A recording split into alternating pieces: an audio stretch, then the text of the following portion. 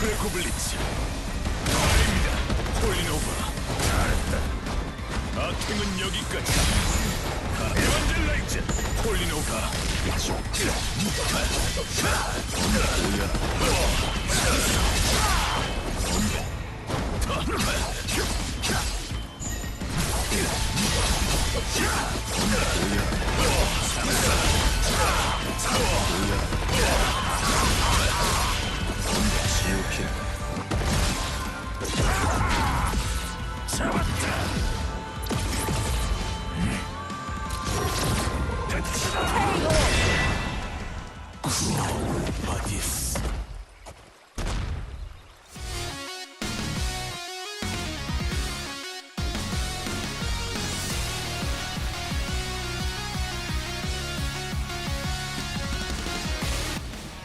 With DNF Duel just slightly less than a week away, I wanted to give some of my thoughts on the limited time I had with the game.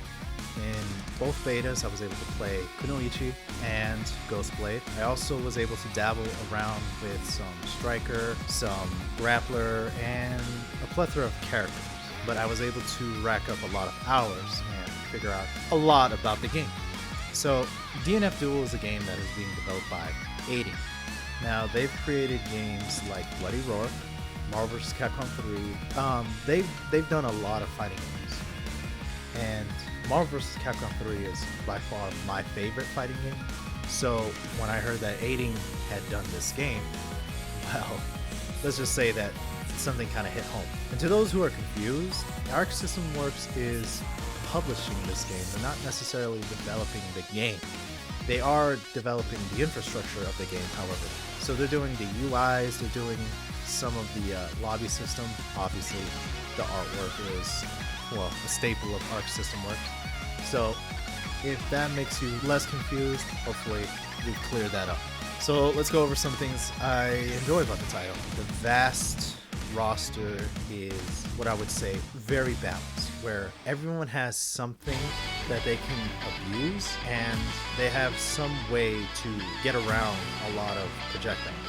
For instance, what you would think as Grappler, he has multiple ways to get in, and he has a lot of armor. Believe me, he has a lot of armor. You don't want to challenge him a lot, and if you see him charging in front of you, you're probably dead. Let's be honest, you're probably dead. You just got grabbed, take the L, leave. The perfect thing about this is that everyone has a way to do something, and that I think is what balances a lot of fighting games, is everyone needs an option for something. Now that option can be different for other characters, but you don't want to run into essentially a brick wall of a character and not being able to do anything about that character, unless the player is significantly better than you. I've run into a couple of those players and it's like night and day. You're just left wondering what happened, and you know, you just gotta move on. A lot of this game has something called player expression and combo creativity. Now these terms you've probably heard a lot before, and they're important. They really are. Being able to express a different combo in a way that you personally have found out in the lab is significantly better than just looking up a video online, looking at what is the best optimal combo and just copying and pasting that and learning it throughout and throughout. There's a whole bunch of combos I have learned in Marvel vs. Capcom 3 that I have personally developed, and you know, friends of mine know that these are specific combos that I particularly do, and no one else does these combos except me, and that is something that allows a player to get attached to some of these characters is through combo creativity. Other titles, if you're uninitiated like Street Fighter and Tekken, especially Tekken, because Tekken looks really different, you don't know exactly what's going on. You could tell that something is happening and you can see that people get hit, but at first you don't understand how different each player actually plays their character, and that's kind of where the ability to have player expression is very important, because Marvel vs. Capcom 3 is by far one of the best player expressive games there is. Now, team-wise, that's completely different. So, obviously, I play Kunoichi, I play Ghostblade. I've really loved and enjoyed how Ghostblade kind of plays, where Ghostblade is able to teleport in a variety of ways. If you throw out his ghost, you're able to follow in and attack. If you throw him up, you're able to teleport up into the air. You're able to teleport behind if you position yourself correctly. So the way that Ghostblade can get in is actually endless, depending on how you do that. Now, how players are going to fiddle with that, we'll see later on.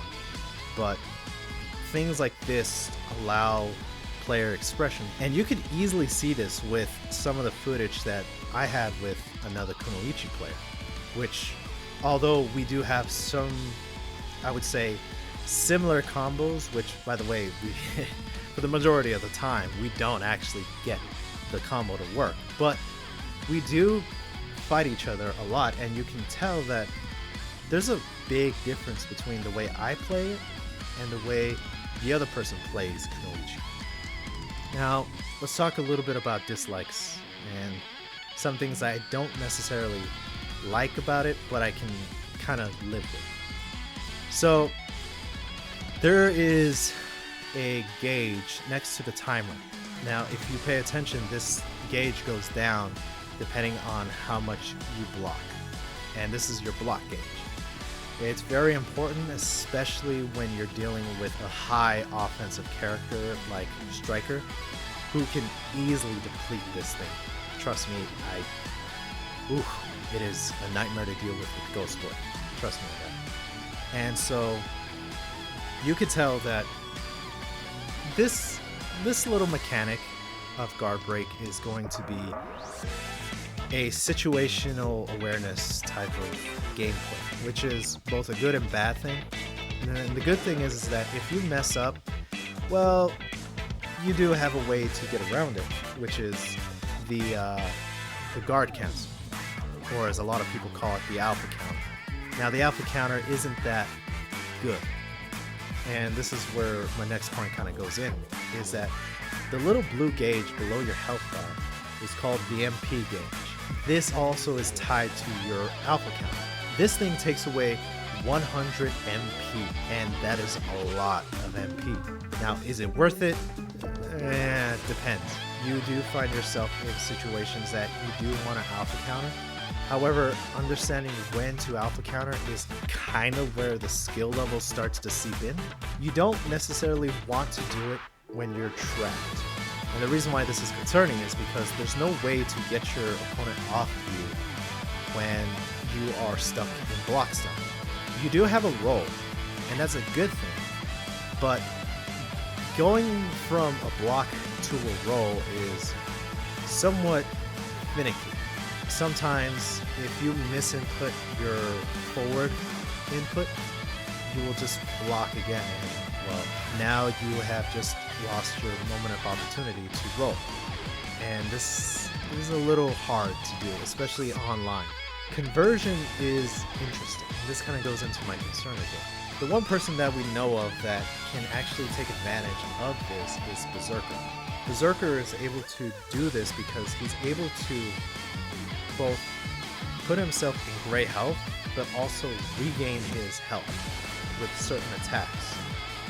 While everyone else has a negative relationship with this mechanic, Berserker has a bit of a net reward with this. And I don't know if that's intentional or something that kind of was overlooked, because not everyone's able to take advantage of conversion.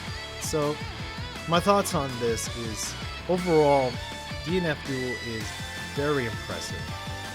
I would highly recommend people who are a fan of the fighting game genre to check it out. Now, will it jive with everyone? No. I mean, that's just impossible. With the limited time I was able to get in, the amount of practice, the amount of matches I was able to have with players. This game is really fun, and honestly I will be streaming it after release. So thank you for listening, and hey, if you're also hyped just like me, leave a comment, like, and I'll see you next time. Peace.